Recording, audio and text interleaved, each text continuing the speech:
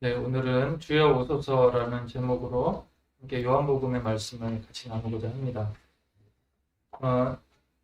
2022년 새해의 첫 주일입니다. 많은 분들이 이렇게 해돋이도 보고 또 변화와 안전을 기대하면서 이렇게 에너지를 받으려고 하는 그런 장면들을 봤는데요.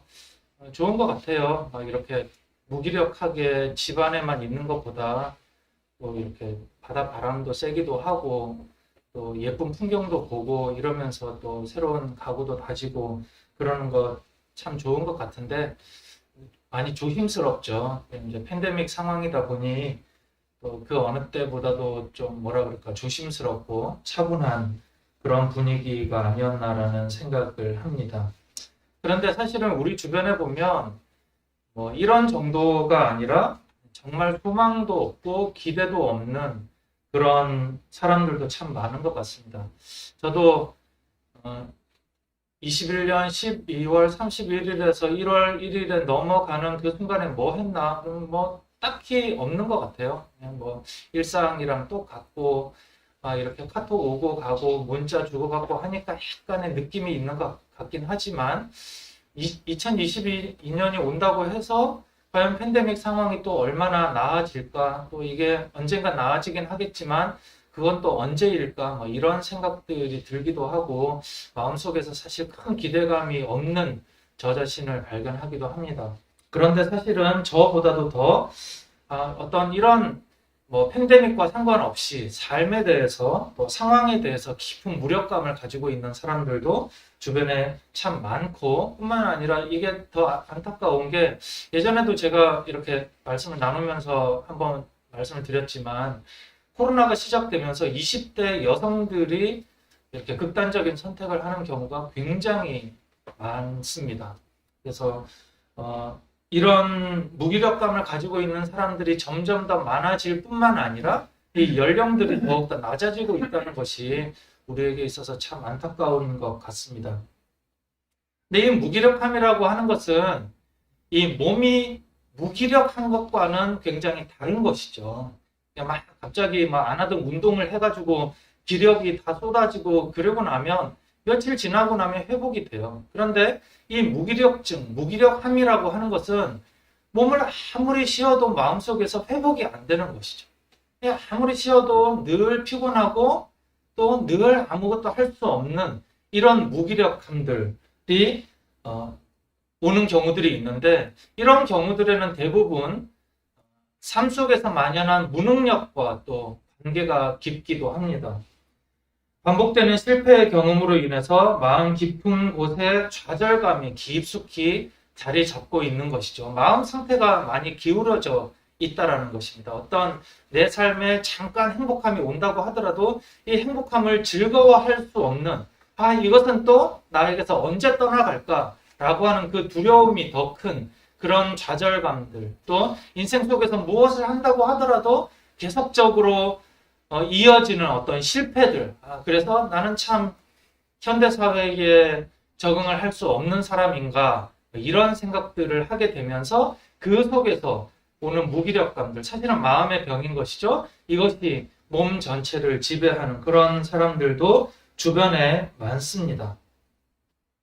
젊은 청년들이 이런 말을 많이 하더라고요. 들어보셨겠지만 이미 아무것도 안 하고 있지만 더 격렬하고 더 적극적으로 아무것도 안 하고 싶다.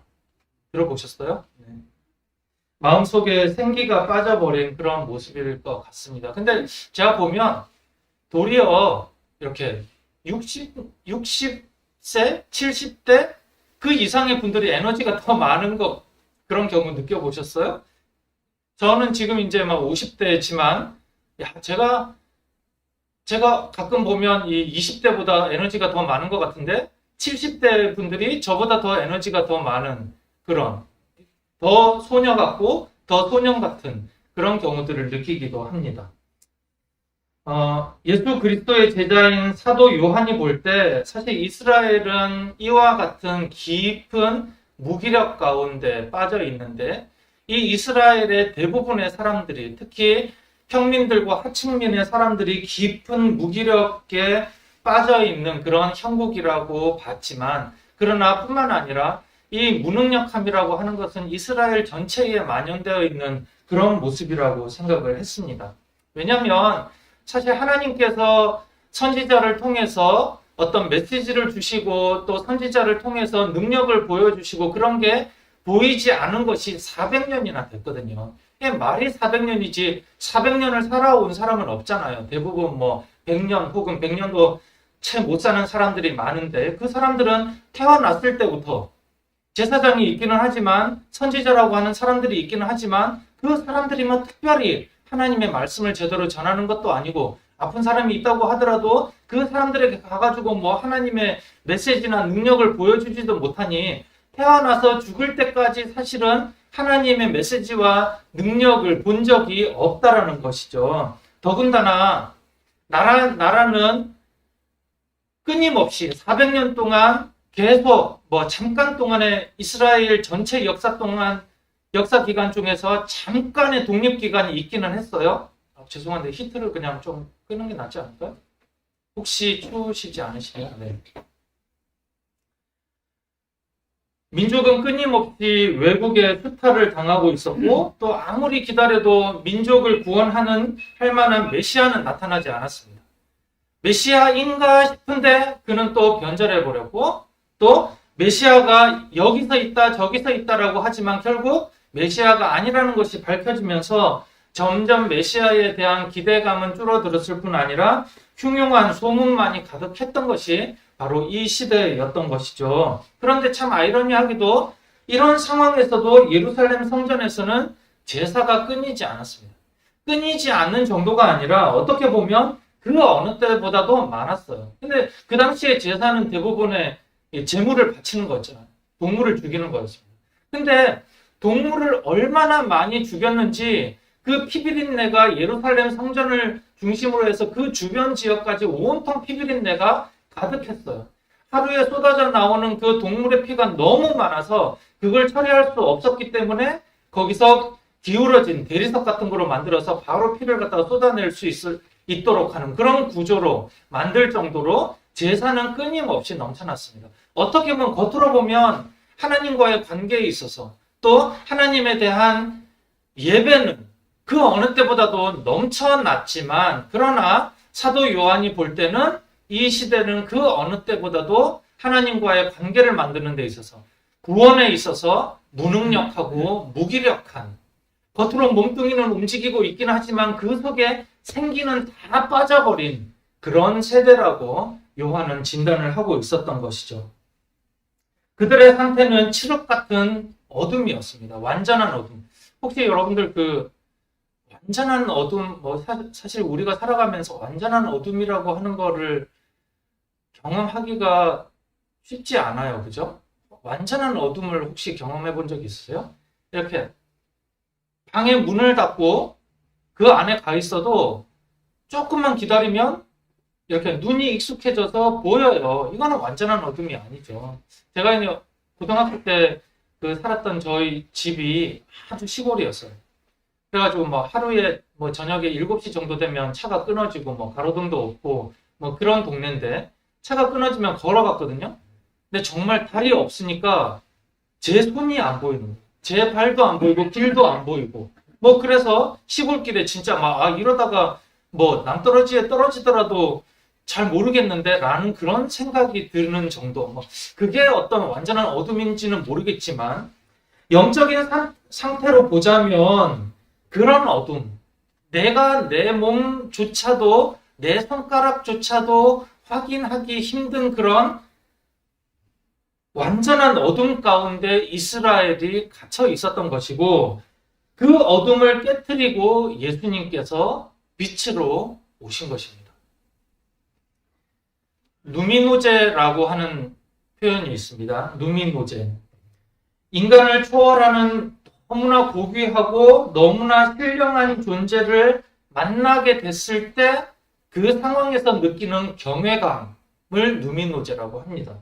이거는 뭐 어떤 혹시라도 뭐 귀신을 만나거나 했을 때의 공포심도 아니고 호랑이를 만났을 때의 그런 두려움도 아니라 어떤 절대적인 위험 앞에서 자신의 초라함과 죄성을 느끼게 되는 그 상황, 그 감정을 누민노제라고 하는데, 저는 생각할 때 이 약간 느낌들이 어쩌면 그 실존의 어떤 그런 대상들보다는 너무 광활한 그런 풍경들, 이 앞에 가 있으면 약간 느끼게 되는 것과 비슷하지 않을까라는 그런 생각이 들어요. 그런 너무 자연이 너무 광활하고 아름다운데 그 속에서 가만히 있으면 그런 거 있잖아요. 내가 도대체 그 도심 속에서 뭐 하자고 그렇게 쫓겨다니면서 살고 있을까? 그런 생각이 들기도 하죠. 그것과 일치하지는 않지만 일종의 그 맥락과 비슷하게 너무 위대하고 또 너무 위험 있고 그런 존재 앞에 딱 있게 되면 내 자신이 너무나 초라해지지만 동시에 나는 그 속에서 너무나 포근함을 느끼게 되고 이런 존재와 같이 있다라고 한다면 굳이 내가 뭘 이렇게 아득바득 살아가면서 그렇게 살아왔을까? 그냥 이분이 따라간 대로 그냥 살기만 하면 그냥 나도 참 못 먹어도 못 살아도 그냥 괜찮을 것 같은데 약간 이렇게 느끼게 되는 그런 경외감을 누미노제라고 합니다.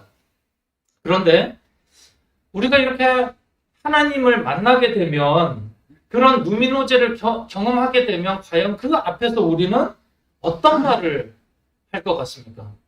옛날에 우리 동화나 그런 데 보면 그런 거 있잖아요. 연못에 도끼를 갖다가 빠뜨렸는데 신령이 나타나가지고 너 뭘 원하느냐? 그러면 뭘 원해요? 이렇게 금도끼요, 은도끼요, 빌딩이요, 그런 거 가지고 돈이요. 이건 이야기 하지 말아야 됩니다. 어부 베드로는 배 위에서 주님을 만났습니다. 자기가 너무나 잘 알고 있는 눈만 뜨면 맨날 나갔던 그 갈릴리 호수, 언제쯤 풍랑이 치는지, 또 언제쯤 위험한지, 언제쯤 어디에서 고기가 많은지 다 꿰고 있는 그 베드로가 갈릴리 호수에 가서 낚시를 했어요. 고기를 잡았어요. 근데 하룻밤을 꼴딱 새도 고기를 한 마리도 잡지도 못합니다. 배 두 척이 나가가지고 형제들과 친척들이 다 같이 나가서 밤새 고생만 했는데 단 한 마리도 잡지도 못했어요. 이런 일들이 그의 삶 가운데 썩 많지 않았어요. 허탈한 마음에 와가지고 그물을 털고 정비를 하고 있는데 웬 청년이, 자기보다 한참 어려 보이는 청년이 배에 앉더니 배를 띄우자고 합니다. 이 사람 뭐지? 라고 하는 생각도 하기 전에 배를 띄웠어요. 저쯤에 가다 보니 거기에서 그물을 던지라고 합니다. 제가 밤새도록, 제가 이 동네에 완전 투박이라서 너무 잘 알고 있고 밤새도록 이곳 이 스팟 저 스팟에서 물고기를 잡았는데 한 마리도 못 잡았지만 그럼에도 당신이 이야기하니 제가 던져보겠습니다. 그물을 던졌어요.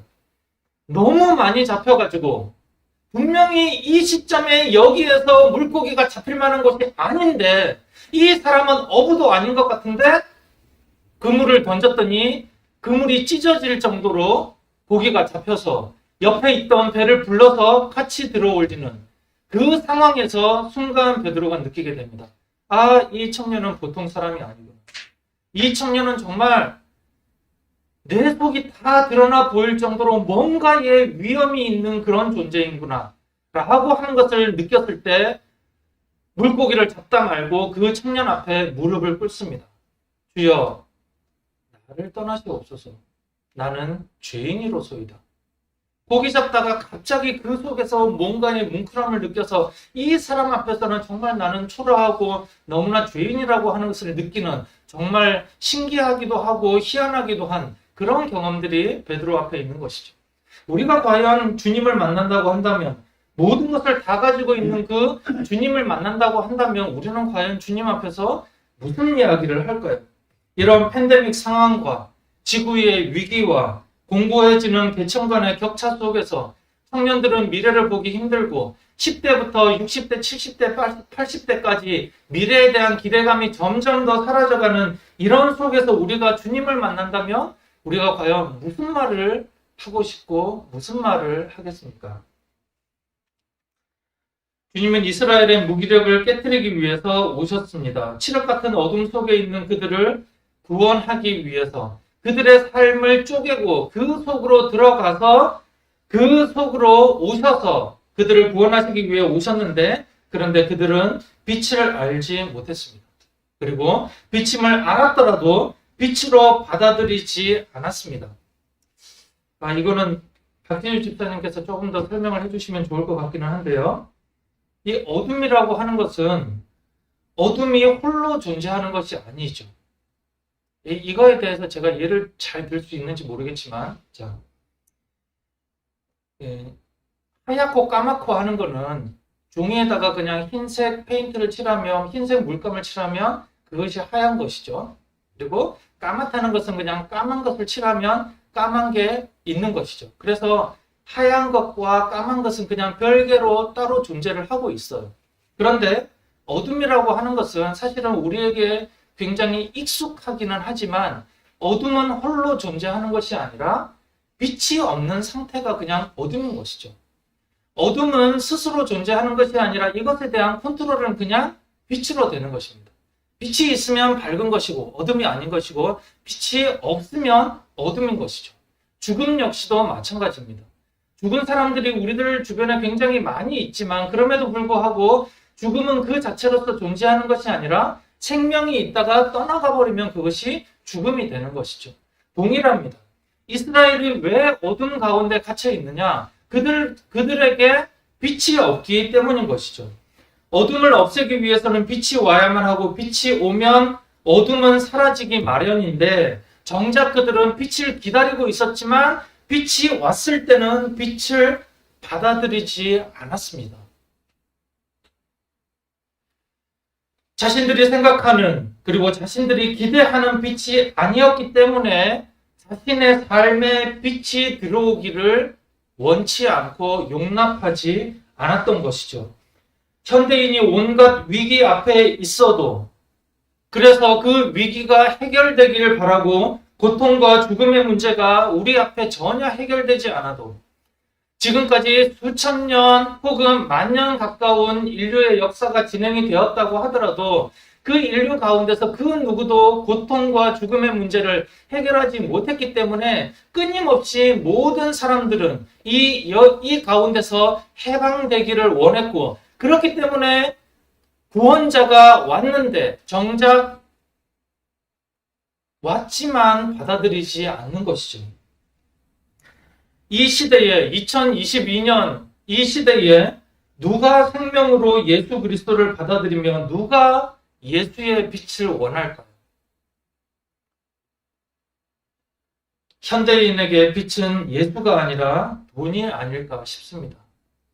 예수가 빛이 아니라는 것이 아니라 현대인들이 돈을 빛이라고 상정하고 빛으로 생각을 하는 것이 아닌가라는 생각을 합니다. 저 높은 곳에 빛이 비추고 있으니 나를 저기에 데려다 주지 않을 것이면 주여 나를 떠나소서. 이것이 현대인이 할 수 있는 그런 고백이 아닐까라는 생각을 합니다. 우리는 여기서 또 한 단계를 더 나아가서 생각을 해야 됩니다. 어둠을 가르고 빛이 오셨다면, 어둠 같은 인류의 삶 가운데 예수 그리스도께서 빛으로 오셨다면, 우리에게 있어서는 또 거기서 더 한 걸음 나아가서 선택의 지점이 우리 가운데 놓여져 있다는 것이죠.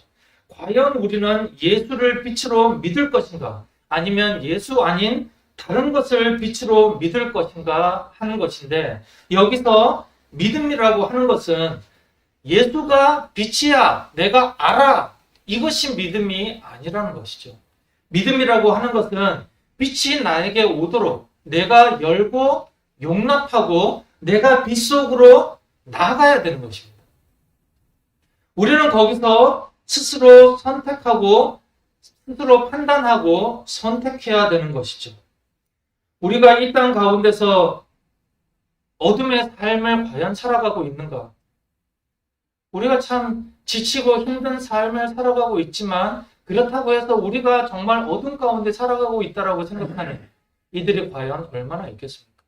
우리가 예수를 믿으면서 살아가고 있지만 우리가 과연 빛 속에서, 밝음 속에서 살아가고 있다고 생각하는 사람은 또, 그런 그리스도인은 또 얼마나 있겠습니까? 우리는 사실 빛을 잘 모르는 것이죠. 빛 속에서의 삶을 제대로 살지 않는 것이죠. 많은 그리스도인들이 빛이 예수다라고 인정하고 있지만 그러나 빛 속에서의 삶을 살고자 애쓰거나 용납하거나 그러지는 않는다는 것이죠. 사랑하는 가족 여러분, 빛은 우리들에게 다가와서 우리들에게 선택을 종용합니다. 어떤 삶이 우리들에게 빛의 삶일 것인가? 빛의 삶은 우리가 생각하는 것처럼 그렇게 밝고 화려하고 풍요롭고 그렇지 못합니다. 그렇기 때문에 많은 사람들이 빛을 빛으로 여기지 않는 것이죠.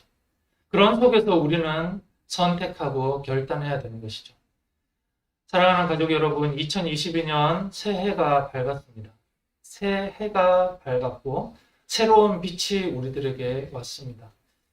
우리들이 그 가운데서 우리들 주변에 있는 이런 어둠들에 대해서 어떻게 볼 것인지, 그리고 이 어둠 속에서 우리가 빛으로서 빛 속에서 살아가는 것이 어떤 삶인지 고민하고 그 빛 속에서 살아가는 삶을 살아갈 뿐만 아니라 우리를 통해서 예수 그리스도의 그 빛이 확장될 수 있는 그런 우리 너머서 교회 모든 가족들이 되시기를 예수 그리스도의 이름으로 축원합니다.